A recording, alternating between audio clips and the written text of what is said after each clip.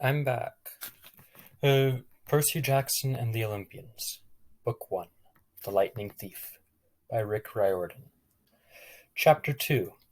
Three old ladies knit the socks of death. I was used to the occasional weird experience, but usually they were over quickly. This 24/7 hallucination was more than I could handle. For the rest of the school year, the entire campus seemed to be playing some kind of trick on me. The students acted as if they were completely and totally convinced that Miss Kerr, a perky blonde woman whom I had never seen in my life until she got on our bus at the end of the field trip, had been our pre-algebra teacher since Christmas.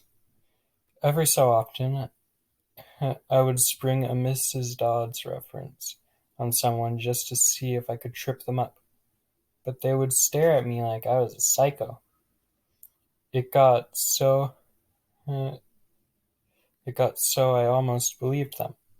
Mrs. Dodds had never existed. Almost. But Grover couldn't fool me. When I mentioned the name Dodds to him, he would hesitate, then claim she didn't exist. But I knew he was lying. Something was going on. Something had happened at the museum. I didn't have much time to think about it during the days, but at night, visions of Mrs.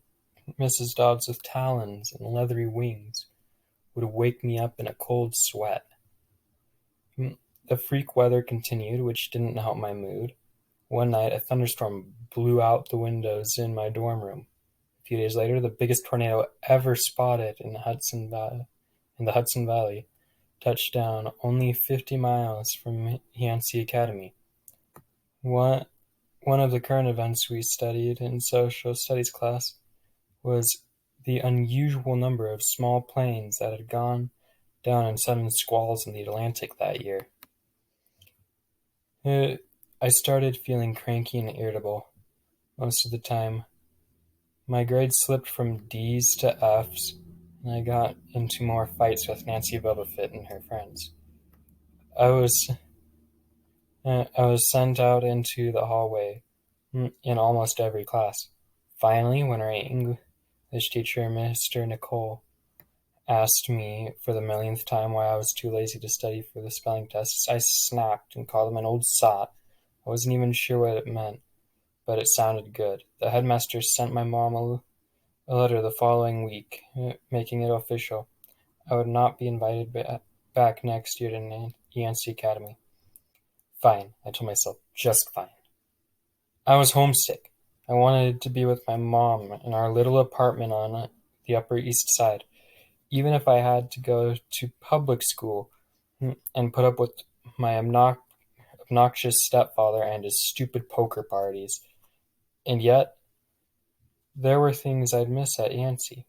The view of the woods out my dorm window, the Hudson River in the distance, the smell of pine trees. I'd miss Grover, who'd been a good friend, even if he was a little strange. I worried how he'd survive next year without me. I'd miss Latin class too. Mr. Bruner's crazy tournament days and his faith that I could do well. As exam got closer, Latin was the only test I studied for. I hadn't forgotten what Mr. Bruner told me about this subject being life and death for me. I wasn't sure why, but I'd started to believe him. The evening before my final, I got frustrated and threw the Cambridge Guide to Greek Mythology across my dorm room. Words had started swimming off the page, circling my head, and the letters were doing 180s, as if they were riding skateboards. There was no way I was going to remember the difference between Chiron and Charon, or Philocides and Polydeuces, and congregating those Latin verbs. I forget it. I paced the room, feeling like ants were crawling around inside my shirt.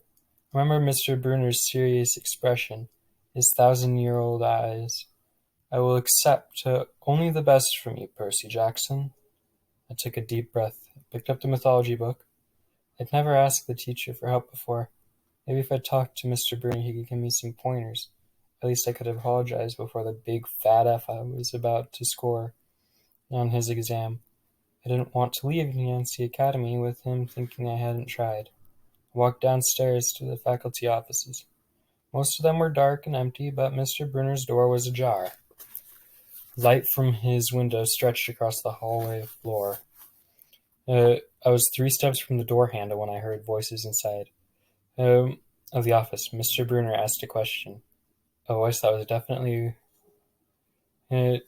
Grover's said, "Worried about Percy, sir?" I froze. I'm not usually an eavesdropper, but I dare you to try not listening if you hear your best friend talking about you to an adult. I inched closer. "Alone this summer," Grover was saying. "I mean, a, a kindly one in the school. Now that we know for sure, and they know too."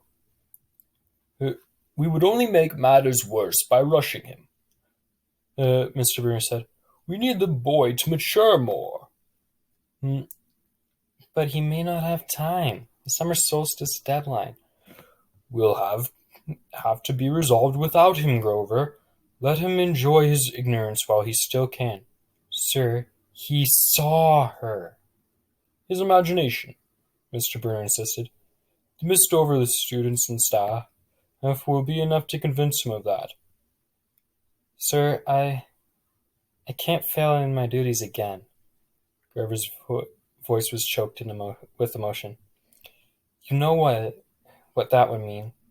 "You haven't failed, Grover," Mr. Brunner said kindly. "I should have seen her for what she was. Now let's worry about keeping Percy alive until next fall." The mythology book dropped out of my hand and hit the floor with a thud. Mr. Brunner went silent. My heart hammered. I picked up the book and backed down the hall. Shadow slid across the lighted glass of Brunner's office door. The shadow of something much taller than my wheelchair-bound teacher, holding something that looked suspiciously like an archer's bow. I opened the nearest door and slipped inside. A few seconds later I heard a slow clop, clop, clop, like muffled blocks of wood. Then the sound like an animal sniffing right outside my door. A large dark shape paused in front of the glass and then moved on. A bead of sweat trickled down my neck. Somewhere in the hallway Mr. Brunner spoke. "Nothing," he murmured. My nerves haven't been right since the winter solstice." "Mine neither," Grover said. "But I could have sworn—" "Go back to the dorm," Mr. Brunner told him. "You got a long day of exams tomorrow. Don't remind me."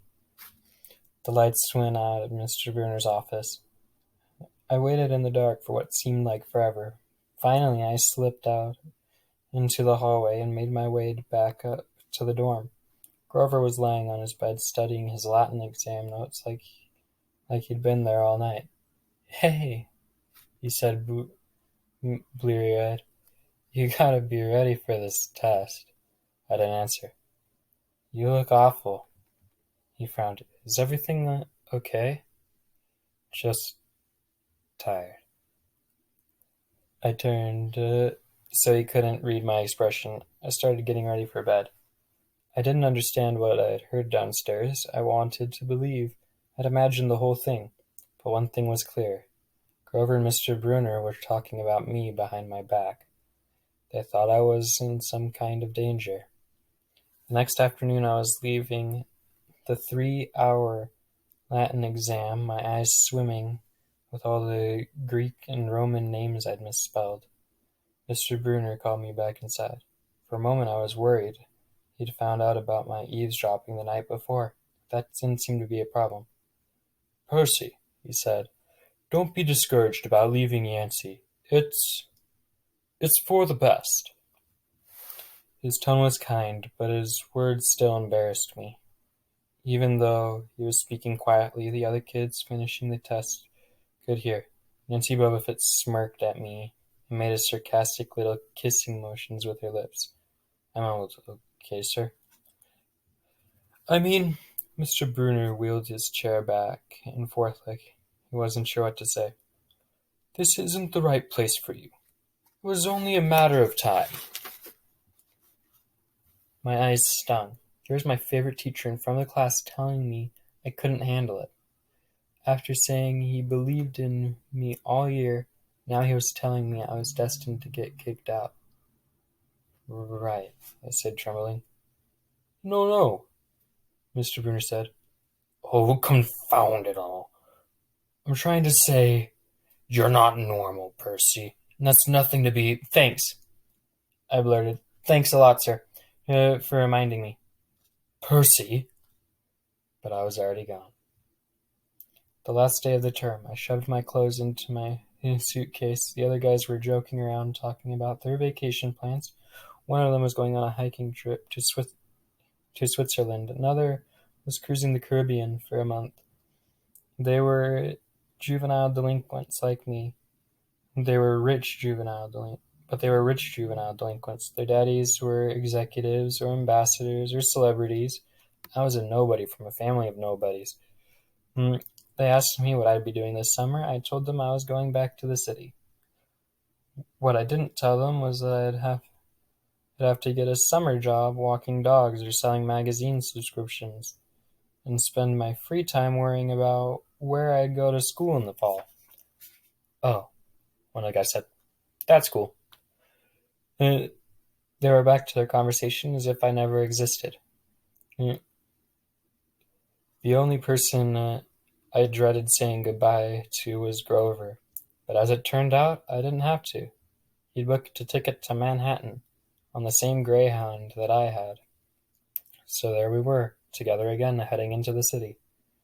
During the whole bus ride, Grover kept glancing nervously down the aisle, watching the other passengers. It occurred to me that he always acted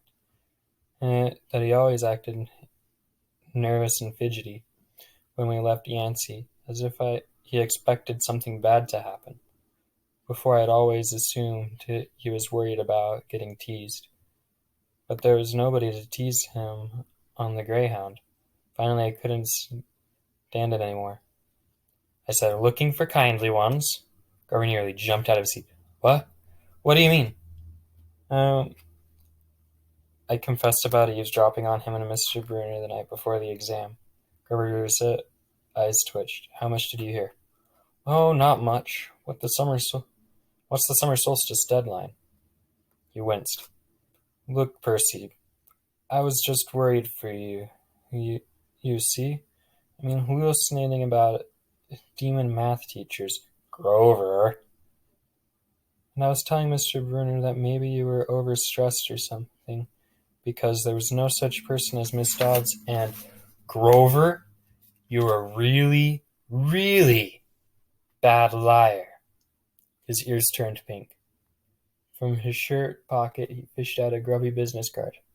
"Just take this, okay, in case you need me this summer." The card was in fancy script, which was murder on my dyslexic eyes, but I finally made out something like Grover Underwood, keeper, Half-Blood Hall, Long Island, New York.